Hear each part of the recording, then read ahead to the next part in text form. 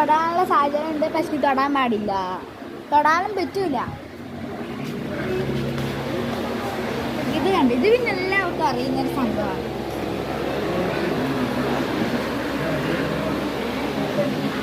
ഇതിൻ്റെ ഉള്ളിൽ ഒരാൾ കിടന്നുറങ്ങുന്നുണ്ടേ.